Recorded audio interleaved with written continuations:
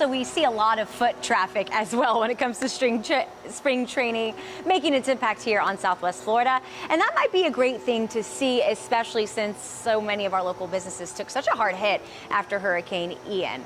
So it really does give us a certain perspective on it, because now they really need the business and they need all those people coming through. Fox 4's John Barron joining us live from right outside the first base dugout. And John, this can really also help move Southwest Florida past Hurricane even a small step.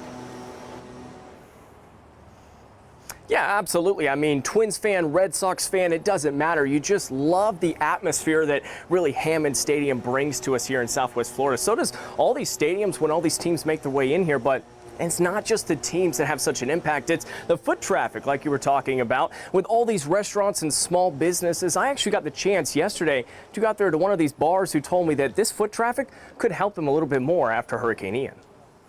Go Sox! Whether you're a Red Sox fan, Go Twins! Or a Twins fan, you gotta love welcoming back spring baseball. Feels great to be in Florida to see spring baseball. Rooting for the Boston Red Sox! These games bring fans from thousands of miles. Looks good.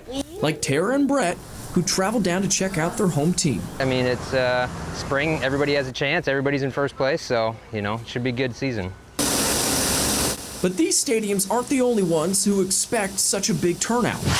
Just 2 minutes down the road, Pot Sports Cafe gets ready for a packed house on every home game. It was busy, but not quite as busy as it was this year. Whitney Patrick is a bartender here at Pot's, and she says having this foot traffic back in town helps her staff and others recover quicker after Hurricane Ian. It's really been a huge help because after the hit that everyone's taken, we want to support everyone. Everyone wants to get back to normal as soon as possible and continue making money and having a good time. Most of these fans might watch these games and probably daydream of one day touching that field. But for this fan, it's more like a trip down memory lane. Second and short and some out in center field. TJ Reardon played for the Twins back in the 80s. And now he finds himself down in Southwest Florida to visit friends and get a sneak peek of this year's team. You played at the highest level and getting the chance to play with the Minnesota Twins back in the day. What does it mean for you to be on this side of the TV and watching them play spring ball? That's fun. It's fun to watch somebody else do the sweating. It's good to see kids get a chance to get out and see their dreams come true. And I hope they end up a lot better than I did, not injured. So whether you're in the stadium or watching nearby, Southwest Florida has you covered for this spring training season. They always have good local help, and the food's fantastic.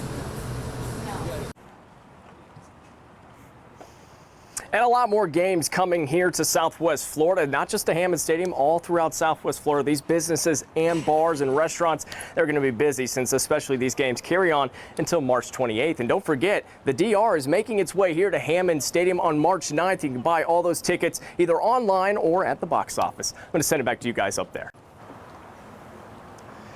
Yeah, thanks a lot, John, for that. And one thing that also comes up when you talk to Lee County's sports tourism is how much money gets spent outside of the ballpark. And that was a real concern when it came to hotels and lodging, Airbnbs, especially on the Barrier Islands and some of the other places that perhaps fans from New England or from the upper Midwest for the Red Sox or the Twins would normally try to look at for staying. But a lot of them have to alter their plans as well. And we've been talking about tourism for the last 2 hours here. You're right, Chris. They did a study in 2018, and usually these spring training crowds bring in anywhere up to $70 million. And that's a huge economic impact. That is why businesses, like we just heard from John, they're really hoping on banking on a strong spring training season. And we